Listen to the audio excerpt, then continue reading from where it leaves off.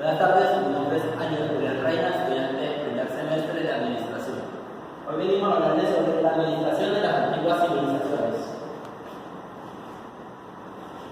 Tabla de contenido. El origen de la administración. Segundo, civilización sumeria. Tercero, civilización egipcia. Cuarto, civilización china. Quinto, civilización babilónica. Sexto, civilización romana. Origen de la administración. El hombre prehistórico, en su evolución, en un momento del tiempo, abandona su vida nómada y adopta una vida sedentaria. Cabe señalar que los descubrimientos actuales han roto teorías clásicas de la adaptación del hombre prehistórico.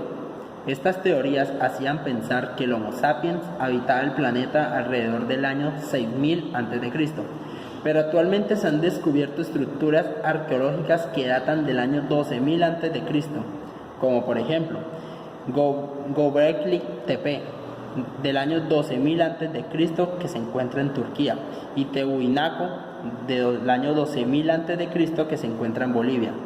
Nos estamos refiriendo a las anomalías existentes que han planteado contradicciones que actualmente se encuentran en estudio. En la vida sedentaria se da paso a las tribus, luego a los pueblos y a las antiguas civilizaciones. En este ciclo, las civilizaciones comenzaron a cultivar la tierra y a producir sus alimentos. La abundancia generada da paso a la organización y comienzan las actividades administrativas que dan pie a la administración moderna. Sumeria. Data aproximadamente del año 5000 a.C. Se le denomina la cuna de la escritura y la rueda. Sumeria, como está en nuestro conocimiento, se encontraba en la zona de la antigua Mesopotamia, entre el río Tigris y Éufrates, lo que en la actualidad corresponde al sur de Irak. La fértil llanura fue explotada eficientemente a consecuencia de estar rodeada por los ríos mencionados. Dentro de los estados más desarrollados encontramos el estado de Eridu. Los sumerios habilitaron una serie de canales de regadío, lo que originó que su agricultura fuera de alto rendimiento, la cual se concentraba principalmente en la producción de trigo. De ahí obtenían el pan y además inventaron la cerveza. Cabe señalar que según los registros, entre el año 3500 a.C., su producción de trigo recolectaba entre 70 y 80 silos. Incluso en Europa, cuando la explotaba eficientemente a consecuencia de estar rodeada por los ríos mencionados. Dentro de los estados más desarrollados encontramos el estado de Eridu. Los sumerios habilitaron una serie de canales de regadío, lo que originó que su agricultura fuera de alto rendimiento, la cual se concentraba principalmente en la producción de trigo. De ahí obtenían el pan y además inventaron la cerveza. Cabe señalar que según los registros, entre el año 3500 a.C., su producción de trigo recolectaba entre 70 y 80 silos. Incluso en Europa, cuando la revolución de la agricultura se completó en el siglo XVIII, su producción era de tan solo 10 silos. La mayor eficiencia en la producción de trigo se explica por su técnica de siembra en surcos, lo que nos da una pauta de su nivel de maximización de los recursos productivos que ya denominaban en esa época. La invención de la cerveza data del año 3000 a.C., cuando lograron crear unas 30 variedades de cerveza. Dentro de los estados encontramos el estado de Ur. Debido a su productividad en el regadío de los alimentos y el almacenamiento de ellos, la civilización pudo evolucionar sin problemas.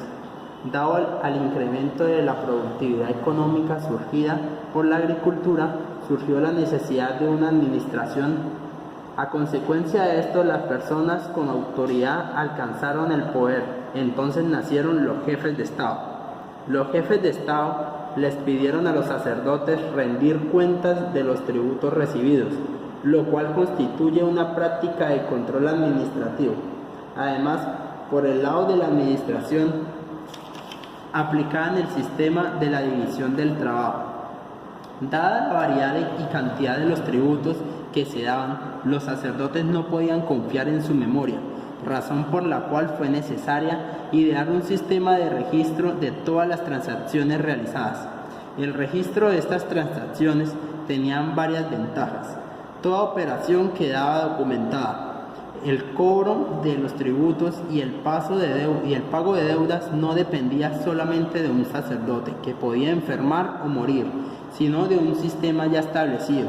Se encuentra aquí ya cierta prevención de riesgos. En Sumeria existían controles exactos y rigurosos de la riqueza, lo cual puede ser considerado como un antecedente remoto de la contabilidad. Voy a hablar sobre la civilización egipcia.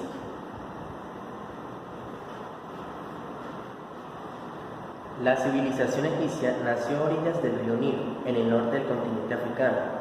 Surgió alrededor del año 4000 a.C., luego del nacimiento de la escritura.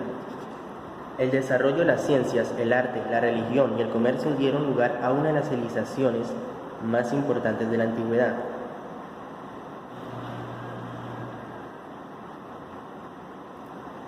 La forma del gobierno. Los egipcios tenían una forma de gobierno que estaba bajo el mando de los faraones. Estos faraones eran figuras humanas designadas por los mismos dioses. Los tronos eran hereditarios y perduraban durante toda la vida del faraón. A su vez, el poder era respaldado por la religión.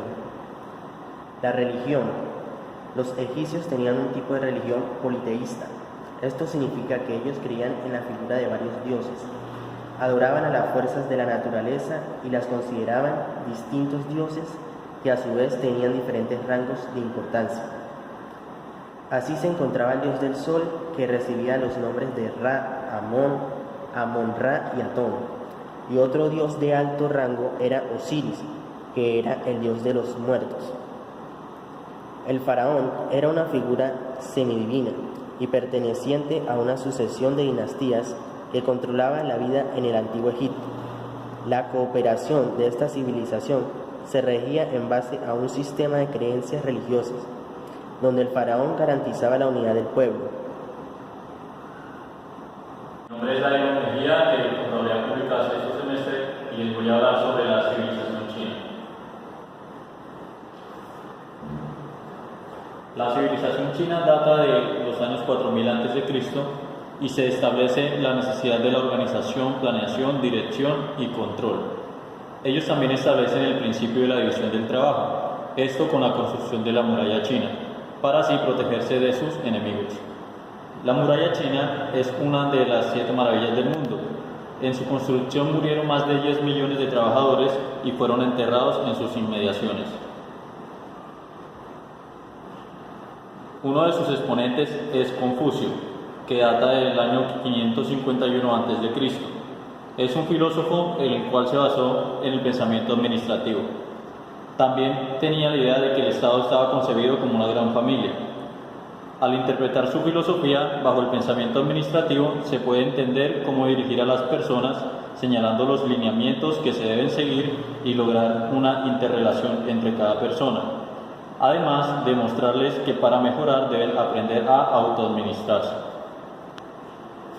También encontramos a Sun Tzu, el cual era un general, estratega y filósofo del siglo III a.C. Este es el autor del libro El arte de la guerra, que data hace 2000 años, el cual es considerado una obra de arte de la estrategia militar. Actualmente es referencia en academias de guerra y en escuelas de administración y negocios de todo el mundo. En esencia, estamos hablando de la planificación estratégica que contempla la planeación de corto y largo plazo. Una de sus frases célebres es: la mejor victoria es vencer sin combatir. Civilización babilónica. Data del año 1792 a.C. Esta cultura hace su aporte a la administración a través del Código de Hammurabi. El Código de Hammurabi establece un conjunto de reglas que fijan lineamientos de carácter laboral y salarial aplicables a los contratistas. Además, crecieron leyes para darles ética a los negocios y a las transacciones comerciales. El Código de Hammurabi disponía que toda transacción comercial debía estar documentada, Las transacciones comerciales eran registradas en tablillas como medio de control. Sosa y voy a hablar de la civilización romana.